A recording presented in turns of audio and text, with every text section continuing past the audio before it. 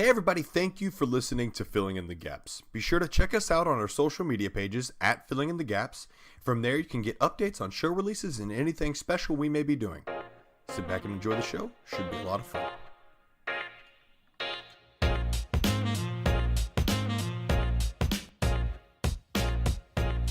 Hello everyone, and welcome back to another episode of Filling in the Gaps. This is episode 9, almost our 10th episode, which is kind of crazy. We've been at this for a little over 2 months, and we really just wanted to thank all of you guys who've been listening, who've been sending us messages and asking us to do more and asking how you can help. Seriously, you guys and you listeners out there are the best people ever. Seriously, that is no hyperbole. That's 100% true. Some of you guys might know, but for those of you who are new, my name is Rich, and I live in the heartland state of Ohio, and I'm good friends with Cameron, who lives down in the biggest and baddest state of Texas. The two of us love storytelling, love RPG and tabletop games, and because of that, have just started to love bouncing story ideas off of each other. I actually heard it said, Matthew Coville on YouTube said, that he doesn't need all of these rules and all of these ideas to start a session. Sometimes he just needs a spark, something to spark his idea, and me and Cam function the same way, so we hope that Filling in the Gaps can be something that sparks an idea in your mind that you can use to fill in the gaps during your next game night. Hopefully our rambling over the course of an hour inspires you guys with a new villain or NPC or encounter that you can use to help fill in those gaps that come from DMing on a weekly basis. Cam, you said you had a Reddit question, but also how have you been? We're back to the normal work schedule. It feels weird to record on a normal Monday again. I'm glad to be back a part of this world. The journey was long. Back to the world of the sleeping during the night. Yeah. No, it's weird. So most people, they go from like, hey, I just need to, stay up really late one time and I'll be back on my normal schedule, or I'll sleep, or I'll stay awake all the way through. But the problem that I've run into is that my sleep schedule is like completely jacked right now. It's like, instead of it going like, man, I'm really tired during the morning, it's like, oh, I wake up at 3 a.m. and then I need to take a nap by like 1 p.m., but that's like a 1 hour nap. And then by like 7, I need to sleep until 10. And it's just like my day is broken up into like 7 different sections. So I'm a little loopy. Just a little loopy. I mean, you're normally pretty loopy, but more than usual. Mm-hmm. Well, again, back to episode 5, that's because of the crack. But Gotcha. Always comes back to that. Okay. We're powering through that, and remember, the less we talk about it, the better. The less I want to do it. Oh, true. But I really want some crack right now. So you said this week. Now, usually, to those of you guys who are accustomed to the episode and what it is, the two of us will roll and find a random theme and a random scenario that we will mash together into a session. None of these sessions are pre-planned. They're all just kind of free flow and fun. And usually we also talk about something that's inspired us during the week. Mm-hmm. But Cam, you said this week that you found a question on Reddit that would be fun for the two of us to discuss. So what is that question you found? Well, I'm completely uninspired, first and foremost. That's why I found it. Just so uninspired. The muse is like no inspiration. Done. Nothing. We're empty. Look out my window. Nothing. Look at Reddit. Something. So I said, let's do this thing. Actually, I'm quite inspired all the time, but today I figured I like to mix it up a little bit. I like these Reddit questions. They're a lot of fun. And here it is. It says, I'm a pretty new DM and I feel sort of like I don't know what I'm doing.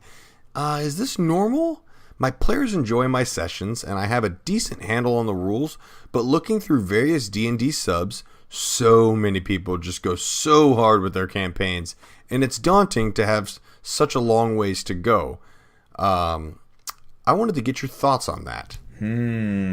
I completely understand. I definitely know that there are times of my life where I can get like that time just to really pour into a session or into a story and feel like I have NPCs thought up and extra encounters and I know where the session's going. But if you feel like that is what D&D has to be every time you play it, my goodness, you would get you would get so burnt out so quick, I feel like. Because even you coming off of this work schedule you've had the past few days, you can't put all of that preparation in every week. Now, I've heard people say that, like, for every hour you play in game, a DM should spend an hour in preparation. And that's nice to say, and I agree with it. It really helps to do that. But, man, there are some weeks where that's not possible. And I think that's where, if your friends, your players are enjoying the session, I think sometimes we really we tend to think that our players want so much more than what we are prepared to give them. And we think that our players want all of this political intrigue and behind-the-scenes stuff and all of these fine, nitty-gritty details. But a lot of times your players will just be satisfied to feel like they're a part of an adventure that they can change. And sometimes realizing that and being more comfortable, and we've talked about this before, and okay with going with ad-lib stuff really helps alleviate that weight off of you, because you don't have to have everything thought up. There's some times where you can just come up with stuff on the fly and see how it goes. Cam, what do you think? So the best sessions I've ever run have been improv sessions. It's weird because you put in all this time. I have written down over 10,000 words of a complete playthrough that I was excited to run. I thought the story would go well, and I made a huge mistake by assuming my players would gladly be arrested for the misdeeds of what they were doing.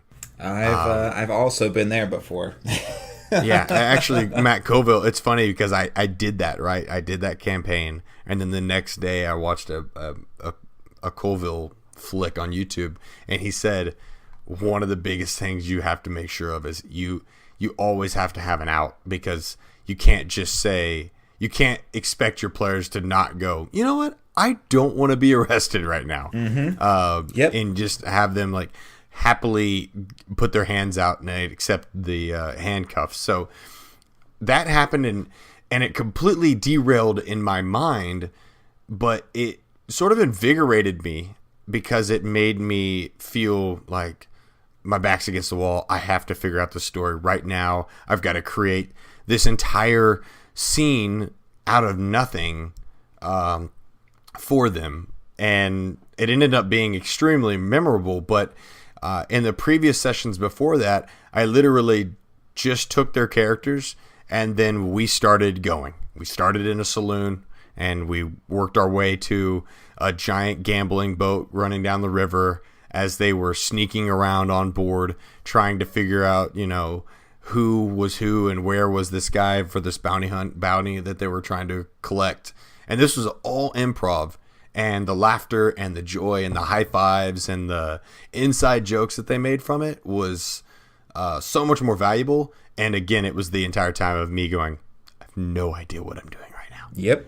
Absolutely no. Yeah. Idea. So and maybe what it is too is when we're put into those moments of feeling like we have no idea what to do next, that's when we realize, because we're out of our comfort zone, we're out of our prepared zones, we don't have our floaties on, and that's when we really realize I'm not really doing anything I've had prepared, and the players are still loving it.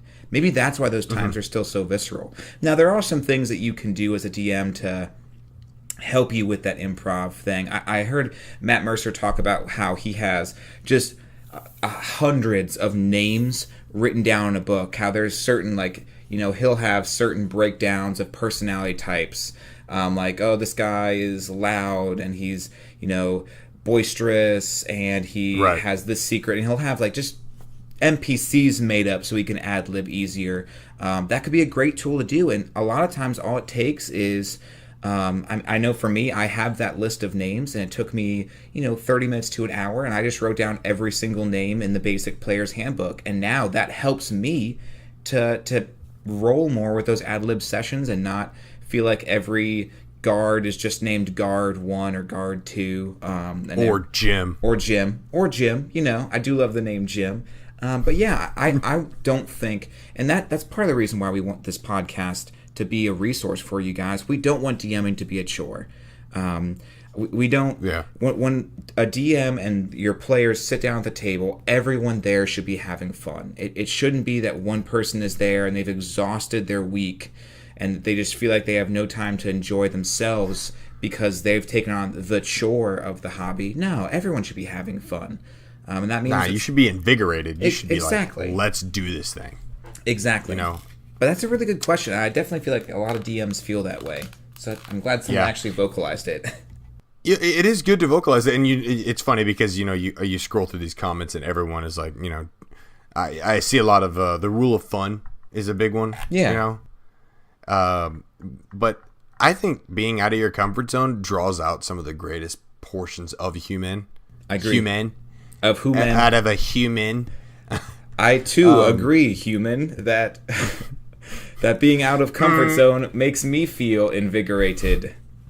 It charges my batteries. I enjoy feeling this podcast is fun. But yeah, like be out of your comfort zone because you're gonna do some crazy shit that you're like, whoa, that was the most fun I've ever had playing D&D or playing X role-playing game, and your players are gonna have it's these. It's supposed to be lifelong fun. It's a memories game. for it, It's a role-playing game. Like let's let it be fun. What'd you say? I couldn't and hear you. Take the pressure off.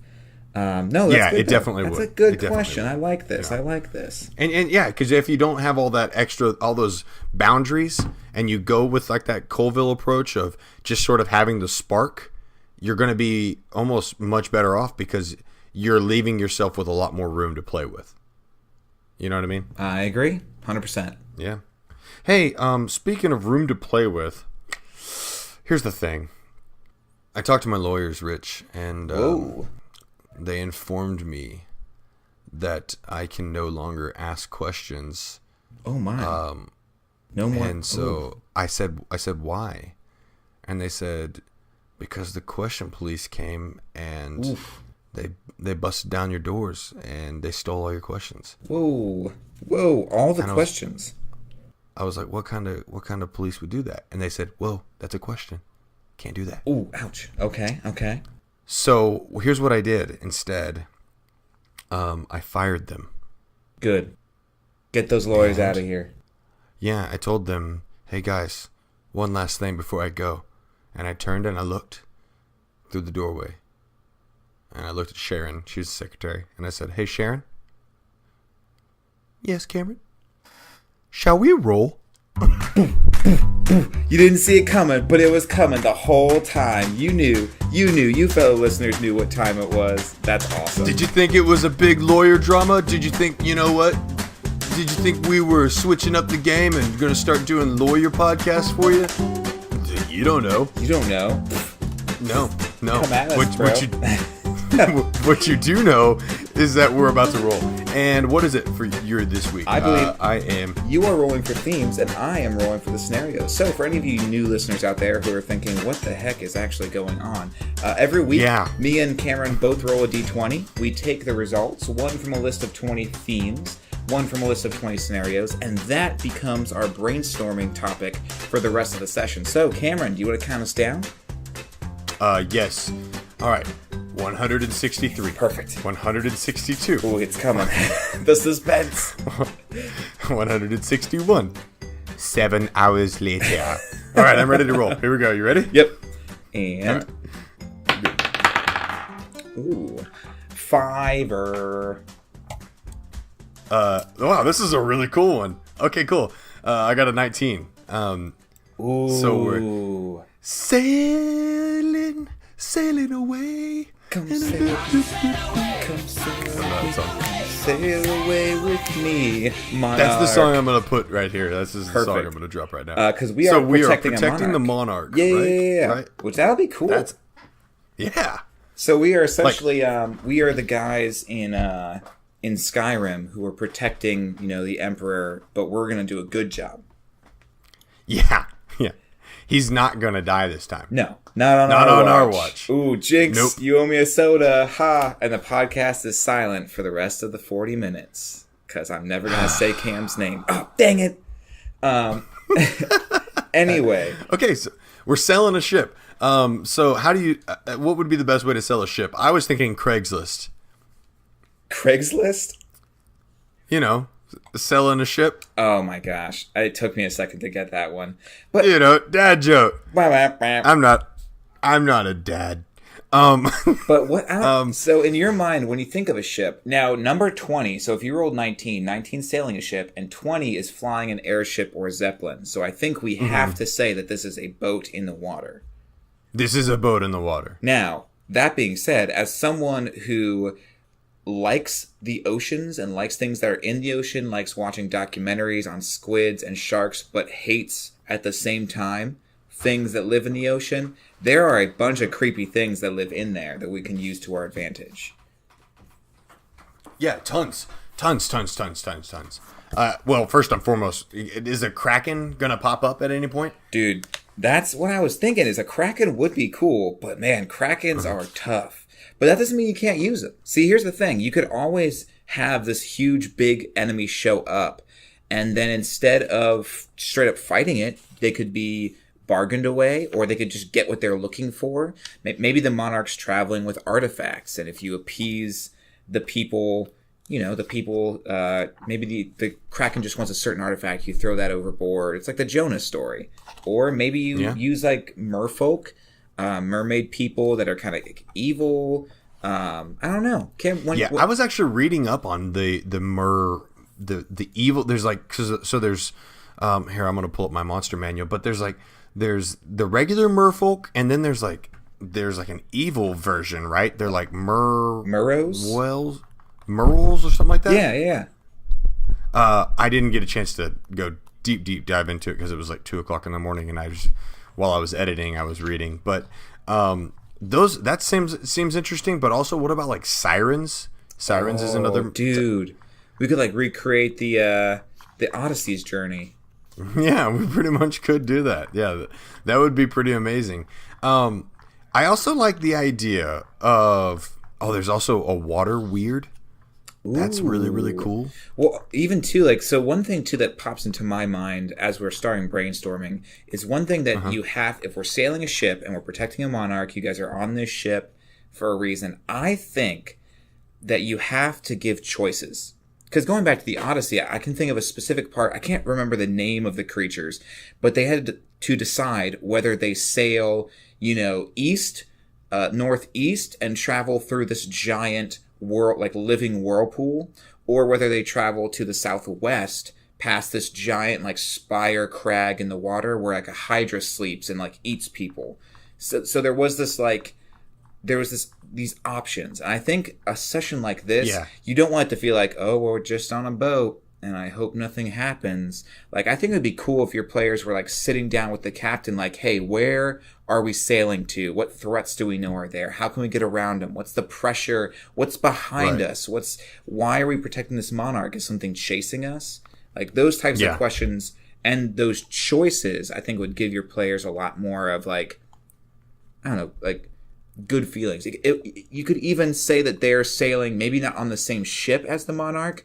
Maybe they're on a ship that has to go and prepare the way. If there's an island where a dragon lives, maybe they have to go and make the way safe by bargaining with the dragon or by fighting him. Things like that could make your players feel less like you're just on the chugga chugga plot train of a sailboat. The Chugga Chugga plot train. Oh yeah, that's the name. The SS Chugga Chugga. That's the name of the boat. I also like the idea of the chase being chased. So there's already mechanics within D&D of chase, which happens. So if you're protecting the monarch, you're sort of trying to get them away. But have you heard of the man of wars? The old ships that were, sort of almost legendary. This is in actual times, British man of wars that were just massive ships. Yes, of course. That filled the horizon, if you will. Yeah. What about? I was thinking of a pirate man of war, of maybe a ship filled with a bunch of dead pirates from all across the realm. Like a ghost sort ship. Of chasing, yes, and they're chasing this monarch who carries with them a sort of a token that provides life to these sort of broken souls, and they have to kill him to sort of retrieve it, essentially, because he doesn't want to give it up. So here's even another idea going off of what you were saying. I think I assumed that since we're protecting a monarch, this has to be an assassination. But maybe like you were saying, you're talking about how this boat has this artifact that keeps these ghost pirates alive. Maybe that's the monarch's goal. Maybe one of his ancestors is a ghost pirate, or maybe maybe his son got killed by, these Murrows, or by like Shahugans, which are another underwater creature that I am just totally butchering their name. But maybe it sounds completely made up. I'm going to be honest with you. Yeah. But maybe he's on this maybe he's on this quest, and he's hired you as part of his like entourage. Like you're here, and maybe Monarch. It could be Monarch. It could be a wealthy merchant. It could be a commander of the army. It could be anything. But he's not running from something. He's going somewhere. That could be another cool way of doing this. Maybe you're traveling with the Odysseus, and you're his crew, and he's like, hey, we've got to go here and there, or hey, where do you think we should go? How are we tracking down this artifact or this crown or this pendant that my son was wearing? Oh, that's huge. That's it right there. That provides emotion. That provides incentive. Because obviously the players aren't going to make any money or make any of their, gain any reward if they don't keep him alive. Because it's a very cut and dry, scenario. And I say him, but it could be anybody, it could be anything. But yeah, if they don't keep this wealthy individual or whomever important person alive, they completely fail the quest. Like they are literally one death away from absolute failure at all times, and they have to put themselves in dangerous situations. So they've got to do like risk analysis and like try to determine which is going to be the best place for us to go and how do we get there, dude. And then you can start leveraging like NPCs. Yeah, let's hear it. And if you want to still have that pressure and that chase, what if you're the king, this NPC, like you're saying, there's this emotion. He lost his son, and he wants to go and find his son's body, find this pendant, put his son to a proper burial, proper resting place. So as he's on his way out there, like you said, they're one death away from total loss. Maybe the commanders, the queen, the guards, they don't want the king to go on this adventure where he's probably going to die. Maybe the king came incognito or came to you guys, the adventuring party, and said, hey, my commanders aren't going to help me, but I've got to do this. I've got to bury my son. So now you have the king on your ship who you're trying to get here safely as you're being chased by the queen, the captain of the guard, by other people who are saying, King, you can't do this. So there's still that chase of like, you can't just like sit at this island forever. But there's also, that explains why you're just not sailing with like 15 of the Royal Navy ships. Why it's kind of your adventures with the king. I think that could be really cool. That's absolutely that's the way that it needs to go. It honestly reminds me of there's a story arc within the Adventure Zone called The Lost Century, where they continue to pop from realm to realm, searching for the light of creation. And each time they find it, they learn more about it, and there's an impending darkness that comes to halt it. And so it's like this balance of this king's life, right? The balance is, he's got to sort of atone to his past, but at the same time he's got to sort of he's got to sort of pay attention to his current situation as well, like his current well-being, but he's throwing that to the wayside because his emotion is pushing him to accomplish this goal that most would say is quite insane, or quite crazy. For his desire to do this. But I think your players would grab onto that. Like, we've got to help this guy. He's not the king right now in this moment. He's a dad whose son has died. Right. And maybe he just says like, trust me, I can pay you. And maybe your players like roll insight or roll history, and maybe they don't even discover that's the king until they get back. Or maybe as they're being chased, they're like, why are we being chased? And that's when the king like lets you guys know, oh, okay, I'm not just some random dad. Hey, haha, I'm the king. I'm not just any dad. I'm Dad King. I'm Dad King. Check my birth certificate. That's the name. But I changed it. Okay, so I really like this idea, though. I think that's this a pretty is super good good. hook. So let's flesh out this ocean. Okay. Or maybe let's even decide where is this sun or this pendant? Like, where is he at? So Davy Jones' locker doesn't exist, but that's a little cliche anyway, so let's not do that. So I would say that it would be on like a daunting sort of archipelago. Okay. Of sorts. And so, getting there, no matter which direction you approach it in, maybe give it some tiers. Maybe there's like a central ring, or maybe there's a small island within multiple rings, right? And each of those rings provides its own sort of like set of challenges, if you will, because this is a very tainted and sort of messed up place. Yeah. Dude, what if... So, like, go ahead. Okay, I'm trying to think of, like, the mechanics of how these, like, tainted places and stuff works, just to kind of help us out a little bit. So, I'm recalling back to when you were talking through how, for one of your sessions, you had that minecart track, like the easy track, the hard track, and the medium track. So, what if in the same way we have, like, these 3 lines, and there's the one line that's easy, or there's the second line that's a little bit harder, and there's the third. Okay, this is actually what I have in front of me. I'll just explain what I have in front of you. So I've drawn on a piece of paper a 3x5 grid. Okay. You are starting on the south side, and the archipelago is on the north side.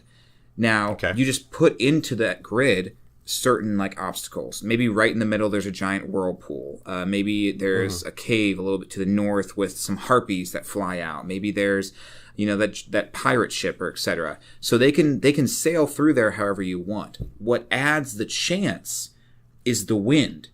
And every time they move into a square, you roll for which direction the wind is going to blow. And that way they're like, okay, we really want to avoid, that giant whirlpool. So we're going to sail, to the east. However, you roll for the wind, and the wind blows you west or blows you north, and now you're in this tile you didn't expect to be in. So there's still that element of chance, but it also doesn't rob your players from feeling like we have a map, and we know the things we want to avoid, and we're going to try our hardest to avoid those things. Right.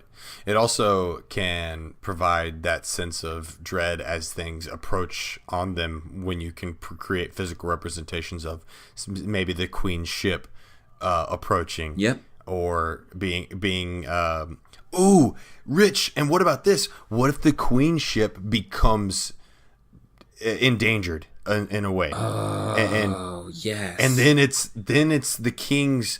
What does he do? Does he go save his wife? Is he so deeply enamored with burying his son, or I guess banishing the soul to allow for it to move on properly? Where does his allegiance lie? And so it creates so many little fractures that could sort of come off from that. I like this.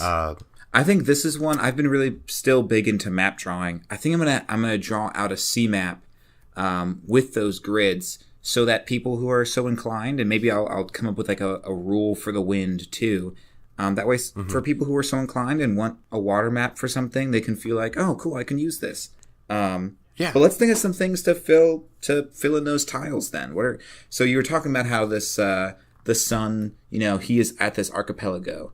What else do you think is in this ocean?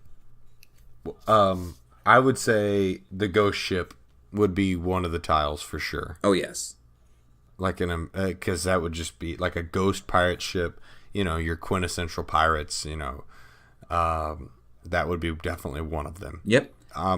I like the idea that the ghost ship actually moves about on the map as well. I'm kind of liking that too. Like he's in a zone, not so much like a tile.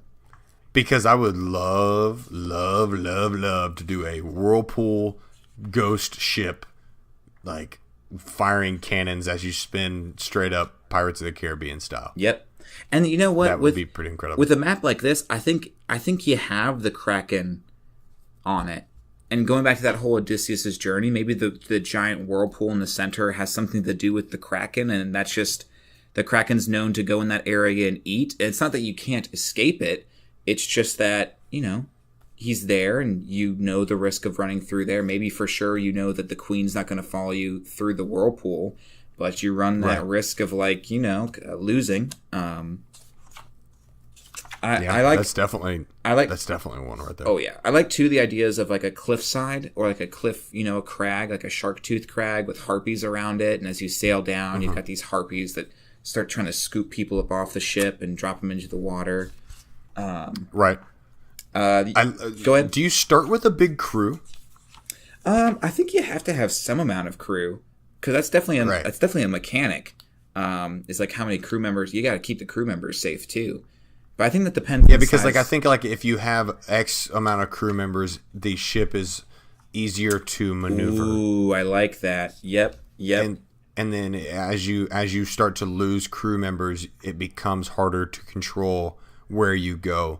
And sooner or later, the wind just takes your ship because you aren't capable of sort of protecting anybody, and you aren't capable of rigging the ship the way that you need it to move, if you will. And I like that too. That even brings in the whole idea of if you're like renting a ship or if you're paying or hiring sailors, you can even let your players know like, hey, if you have a crew of 15, you're going to be able to move 2 tiles instead of 1. If you have a crew of 10, but let them know the cost too. That way your players can feel like, let's put the extra money in up front for that extra crew. I've even done it before. I did a session where my players had to do something similar where they were sailing out to a dragon's lair in the middle of the ocean because the dragon had hired some pirates to collect loot for it.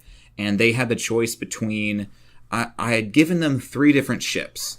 There was the quintessential Captain Barbossa pirate ship. Big crew, big guns, big price tag. Then there was also it had a lot of like storage on it for treasure. So they were like, okay, yeah, you're getting the big price tag. They're acquiring a big payment, but you can take more back.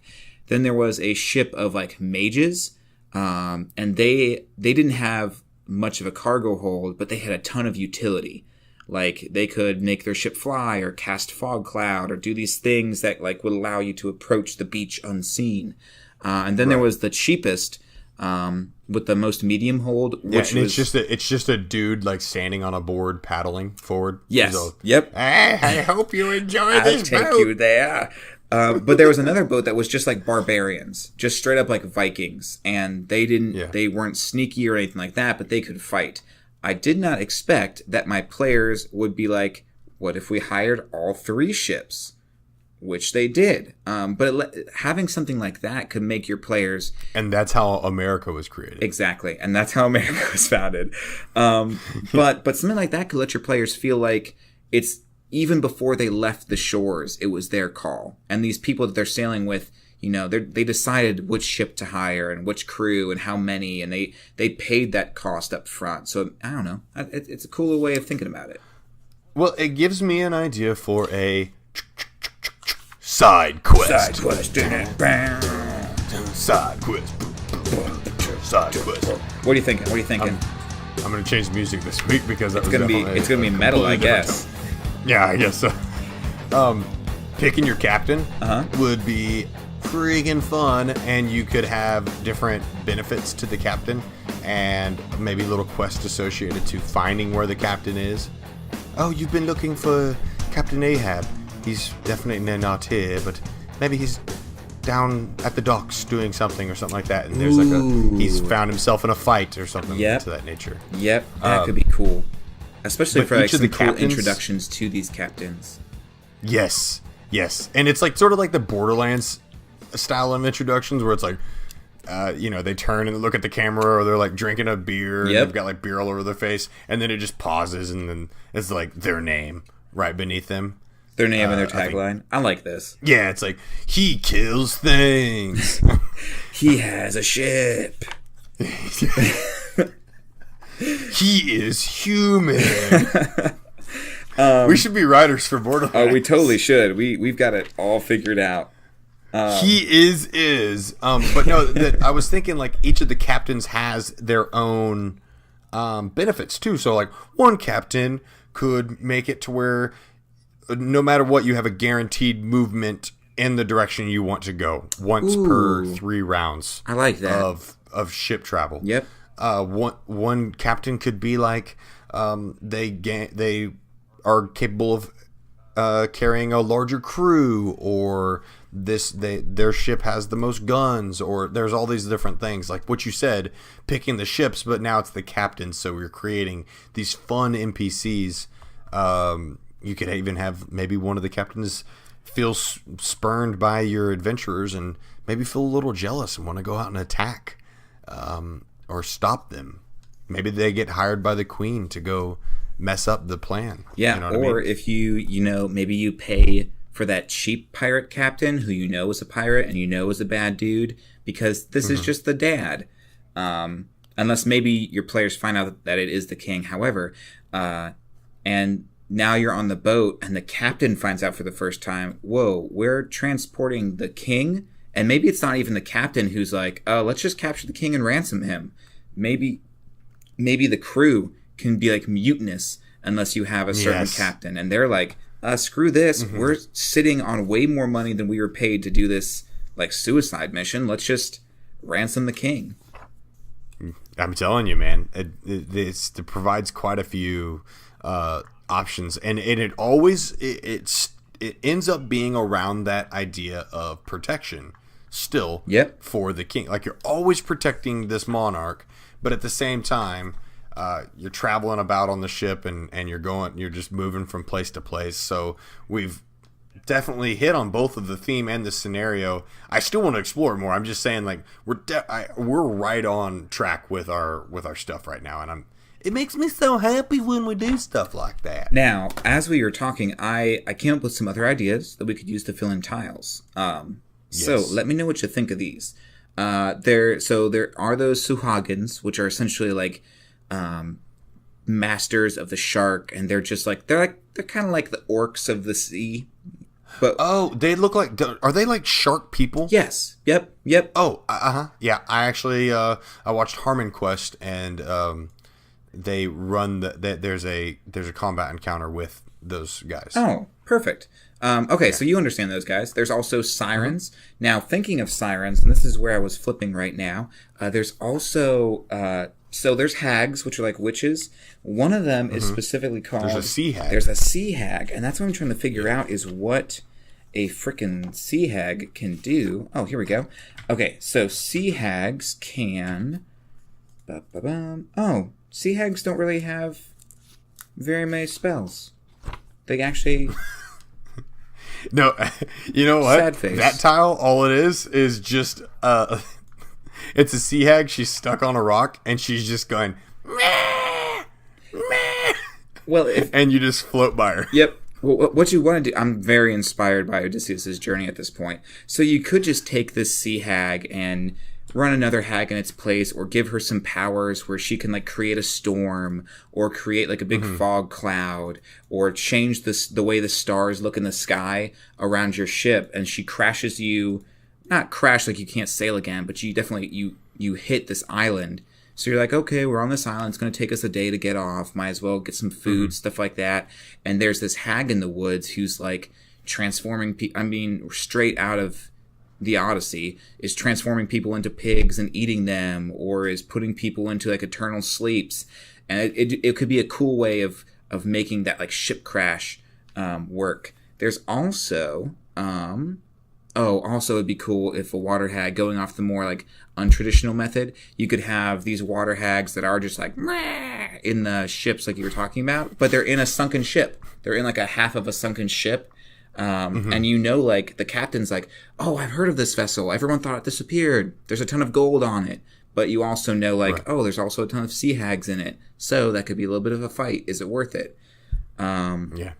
Sea hags are awful looking. They are ugly. Oh my god. It actually says They are by far and away the ugliest of all hags, with slimy scales covering their pallid skin. Ooh. Jeez. Ugh.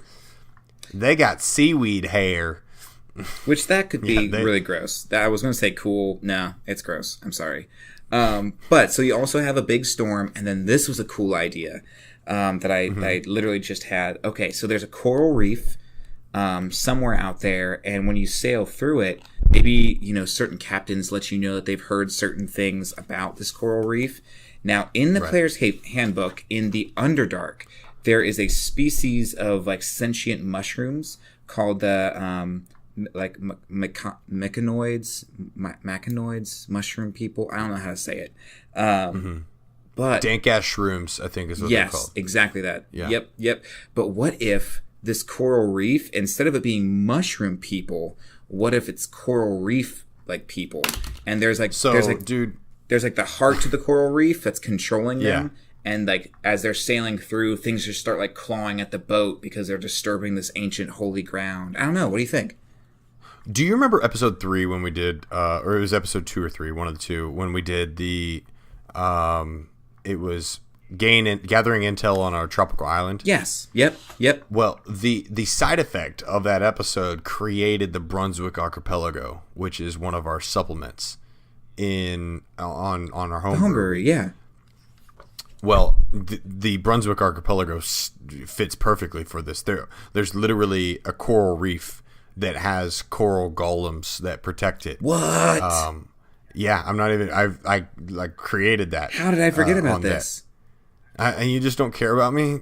No, Cam. I'm gonna go hang out with Cali Girl Wizard. Hey, it's me, Cali Girl Wizard. What's up? Rich is totally nothing. Jerk. Yeah, Rich is being a jerk and doesn't care about me. Rich is a complete jerk. I'm gonna cast a spell on you. Hey, Rich, guess what? Spelled. Can you hear me? Hey, Rich, I asked you a question, Rich. Oh, sorry. It's me. Sorry. Yes, what? Hey, Cali Girl Wizard. Didn't think you'd make it back so soon, but hello. Well, it's me, and guess what? You broke my friend's heart, and so here I am to tell you one major spell. I'm going to tell you a spell. Oh. You can go to hell. Bye. And then she actually casts Planner Portal, and she sends me into one of the layers of the abyss. Yeah. They're like, oh, hey, Rich, it's me, a demon. You ready to go or what? You're just like, oh, man. Oh, shoot. This podcast. Oh, Cameron summoning demons and witches and things like that. Living up to the D&D stereotype. Okay. So, but yeah, the Brunswick Archipelago could be used in a lot of this right here. There's an island called the Jade Atoll, the Emerald Enclave that actually houses a green dragon, with lots of loot and things like that. There's the Jade Atoll, which is the coral reef of sorts. I'm doing this all from memory, so bear with me. Oh, that's fine. There's the Myrtle Cay, which is like a giant island filled with fantastical beasts and massive pillars that have water pouring down on top of them because the pillars reach so high into the sky that clouds form around them and on top of them. That's sweet. So water, yeah. And then there is the last one, the main island, and that's where I would say that I think it's. I can't remember the name of it, but that would be where this guy's son needs to be finally buried and all this kind of stuff. So there's some pre-made content that we could sort of use along with that and sort of create some more fleshed out experiences, because we've already got a dragon that's sort of blighted on this island, but now we have a king that's trying to bury his son on this island as well. And so I thought I just wanted to bring that up because I thought that would be pretty cool. No, I think that's we already have that stuff, so that's perfect. Yeah, no, I have like the whole page written out and everything. I was pretty excited about it. Makes me want to write a lot more for it. I know, me too. Especially once I get this map done. Like, we should be dual wielding. That's not what I meant. Tag teaming is what I said, but I said dual wielding. But okay, we're gonna dual wield the maps. So and we're gonna. I'll have the left side of the keyboard. You have the right side Yes. of the keyboard, and we're gonna like Perfect. Patrick Swayze it. Yeah, it'll be nice. So here's another idea. Some other ideas I have. So going off the Harpies idea, we could have a rock be living on a mountain out in the ocean somewhere, which a rock is just like a huge eagle, like huge, like challenge rating 11. It's beak attack. That's the very first monster in the monster manual, is it not? There is a different bird in the front. I don't know why there's different birds, but there are. But the rock is later on. But you could have those too, or like griffins. Now here's another idea. The Arakra. Oh no, this is just a rock, like just the rock. Like Dwayne? Yes. Yep. Like Dwayne Rock, Giant Bird, Johnson. But what if Legal name. legal name? So what if also there was, going off this idea of you being chased, what if there was a cave network, or like a long cave through a mountain that your boat can fit through, but all the Navy ships can't? So you could like, the captain would know this, especially once you start being chased. And he'd say, like, hey, some smugglers go through here. It's not the safest route. There's some kind of creatures living in there. I myself have not gone through, but I've heard stories of just weird stuff in this cave. And if your players choose to go through it, like, obviously the wind's not going to be in there, but you could have some creatures such as, like, the Piercer, which the Piercer is just like a, half challenge rating. It's literally a slug that hangs to the ceiling and then falls down on an enemy. But when it does, it deals a lot of damage. So as you're sailing through, these piercers are just collapsing onto the hull and maybe also dealing, damage to the ship as well. And there's also... I like the idea also of positive things that can happen. Exactly. There has to be positives. It can't all be negative. Well, I was thinking of mer people. Oh, who like live in there and can help out? Oh, you would. yeah. It would make sense to have some positive things on the map as well. So like a merfolk station where you can like do some trading, or they can do some repairs, or you can even just get info. Like maybe there's a huge part of the map where they can just let you know, like, oh hey, just so you know, stay out of this area because the Kraken's there, or we know the weather, here's this secret like channel where if you get into that channel, it'll take you specifically through all these tiles. That's a good idea. I like that. Once again, I also have another side quest idea. Side quest. What do you think? Side quest. I really don't know how I'm going to edit that. I do not know, even remotely. Oh, it would be perfect. What if you had an Ewok situation? Explain. So I found these cool little fish dudes called the Kuo-toas. Yes. Yep. They are a quarter challenge rating, so they are nothing. But they are fish head humanoids, and even the picture in the book has them standing around a fire as one of the Kuo-toa's shamans or archpriests is throwing its hands in the air. So they're very, they probably worship like omnipotent gods and things like that. And so I just like the idea of, because you don't always look. I mean, it says neutral evil is it's what's it called again? It's alignment. Yep. But it doesn't have to be. It could be, you can do whatever you want with it, and you can sort of make a little fun segment with this, where maybe you get into shipwreck and your players black out, and then they wake up exactly like Star Wars with an Ewok situation, except instead of Ewoks, it's these these like little fish dudes, and they want to eat the king. Like, so this becomes this whole like crap, like how are we going to handle this? Are we going to like have one of our people? Because here's the crazy thing about Kuo-toas. So Kuo-toas are insane, but they're so collectively insane that they actually make gods. So in the player's handbook, it gives a definition, and it says that, one of the most revered gods of the Kuo-toa is, I'm going to try to read this correctly, Blip-dul-pollup. Blip-de-pollup. And Blip-de-pollup. Blip does a pull-up? Yep. Blip does a pull-up is the sea mother. Oh my god, I'm reading that right now. Blip de pull-up. Yep. And she takes the form of a human female with a crawfish's head and a crawfish's claws. And these Kuo-toa just, started worshiping this god. It wasn't a real god, but they made it a god. So it could let you have this literally crazy group of fishmen living in this cave, and when you sail through, they like put you to sleep with like some kind of magic, and they take you like they take the ship, and they're trying to cook everybody, and there's this weird it could be a really, but they're like super weak, so there's like not a lot of fear behind it, but at the same time there's this like sort of just funny sort of diversion type of thing. Exactly. I just thought that would be really funny. Funny. Especially because I'm looking right here, and the Kuatoa Archpriest, which shoots up from a challenge rating like half to a challenge rating 6. One of its 4th level spells is Control Water.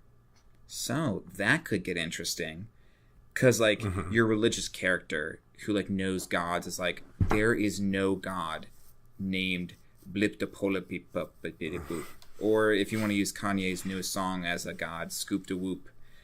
There is no god named Scoop da Whoopity Poopity Scoopity. That was a really good reference, Rich. You're welcome. That's what that I'm was here so for. Nice. But then all of a sudden, this Kuatoa, like, so the cleric's like, they're not worshiping anything. They're crazy. Just ignore them. And then this Kuatoa priest just starts casting these crazy powerful spells. And the cleric is like, this shouldn't be happening. I don't know where he's getting his power from. It's an awesome idea for a side quest, Cameron. I'm glad you brought it up. Yeah, I think it'll be a little bit of fun, you know. We all draw inspiration from our favorite culture, like pop culture and stuff like that. And to have Ewok fish would be just amazing. Oh, so cool. And if I'm the DM, I'm making one of my characters be worshipped by the Kuatoas. Oh yeah, like C-3PO. Yep. I just think that would be a lot of fun. I feel really good. Now let's get into one last thing. Oops, I accidentally rolled again. Oh my god, I've cursed us forever. I didn't mean to do that, and I rolled a 2, so it was tough. What would you say? Have we missed anything? Is there anything that you would have added or changed? Did we need to maybe explore a little bit more of the Queen side of the world or anything like that? That is a good point. We haven't really touched on that much at all. I would say, I think just having that Queen ship be there and always be, a few steps behind, I think that's just good pressure. And if they catch up, then you just have this RP moment where the king's trying to explain himself to the queen, and you put your players on that precipice of like, do I pick the queen's side? Do I pick the king's side? Like, what's going on? Have we failed? The king doesn't pay us if we fail, so do we try to sneak off the ship with the king? Right. Do we try to fight this other vessel? I don't know. What are you thinking? I think one thing you have to do for sure, though, is a sleeper agent. Like someone who, sails magically a lot faster than the queen and gets onto the ship and just tries to kidnap the king yes. in the night. Like, definitely do something like that. Right. Absolutely. Maybe that's where you revealed that they are the king. Yes, that's so perfect. Yep, I love it. Yeah. The biggest thing is this is like, maybe you show the king in this like very strong, powerful state, after they've been revealed. And then in the event that you do become exposed to the queen, you notice that the king shrinks and becomes diminutive. Yep. And sort of frightened of the power of his own wife. Yep. Because he doesn't want to, piss her off or anything like that. And so I like the idea of that for sure. I like the idea of the queen not really having any concern for the livelihood of anybody on the ship except for her husband. I mean, that makes sense as well. She probably views it as like the king almost as being. She could even call it like voluntarily kidnapped.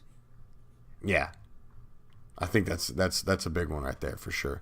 But I think I think we've got a pretty well-rounded story. We started with the king, needing to use somebody to help him find his son so that he could give him a proper burial, and then he sneaks away even though he didn't want to be, or was told not to, and now he's on his way to do so, and he ultimately, if all goes to plan, he's able to do something like that. So I like what we did here. I think this is a good story. I think it'll be a lot of fun. And I think I have to do the synopsis because it's my turn. That's right. It is your turn. Oh, I'm excited for this one. Okay, Cam, summarize. Go ahead and take everything we've talked about. Everything. Every single thing. You better not miss anything or I will be upset. And summarize it into a little story segment for us. You know, make it come alive for us. You know, dance a little bit for us, Cameron. Dance a little bit with your words. Okay. As I like hold my hands across my chest. Yep, pretty much. And I'm not wearing a shirt. And I'm just like, okay. All right. I think I'm going to go from a perspective of one of the characters, actually. Okay. The king. Okay. Yeah, I like the idea of this. Okay. So you see, this is the worst freaking, this is the worst voice ever. You know what? I'm sticking with it. Who cares? Here we go. So there I was. No, this is a terrible voice. I can't go with that voice. This is like, I don't know if I could live in a world where someone existed with that voice. I was thinking to myself, like, man, Cam is committing to that voice, and I'm more committed power to it. and you were like, please God no, for just the sake of everyone's ears, please God no. Okay, there I was. I knew what I had to do. My son, he died a long time ago. Maybe it was my fault. I shouldn't have taken him so far out into the sea. We were there. We could have saved him. But we did not. I don't know what happened to me that day. And I'm sorry that I've troubled you all with this. But it's time. Much to the chagrin of my wife, the Queen, as you may know now. I must save him. I must pass him on. I must right this wrong. Will you please help me? As a cannonball flies right over the top of his head. Beautiful. Beautiful.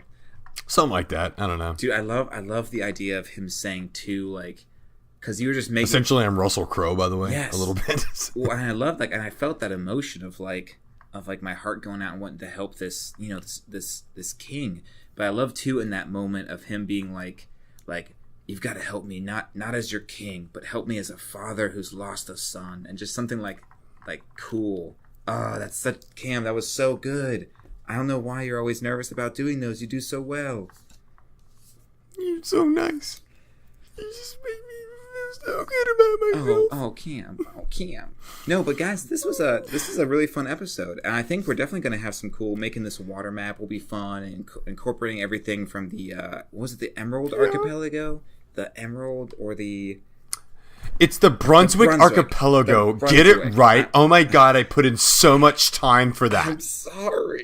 I'm sorry, Cam. But no, incorporating what you've got from the Brunswick Archipelago into this water map will be awesome. Once again, if you guys have any ideas for things that we could put in this ocean, feel free to post it to us and send it to us on Reddit or Instagram, Twitter. Yep, subreddit's coming. Yeah, subreddit's coming, everybody.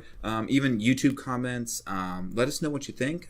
Please, also, if you haven't yet, dropping us a review on iTunes and SoundCloud helps us out a lot. It gets us those thumbs up, so more people get recommended to us. Also, we are still in talks of creating some side episodes that are more pre-planned and well thought out, going through adventure ideas, and maybe even some that go through classes and the flavor of a class, not the stats, not what spells to pick, but what does it mean to be a bard or a warlock? How does that feel? So if you guys would like to see that, let us know, and we'll definitely make it happen. Cam, did I make sure to cover everything? Follow us on Twitter. Follow us on Instagram. Follow us on the internet. Follow us there. Find us. We're there. You go onto Google and then you scroll down 163 times. Yep, and that's where you'll find us. Our name should pop up. And on YouTube, type in the word.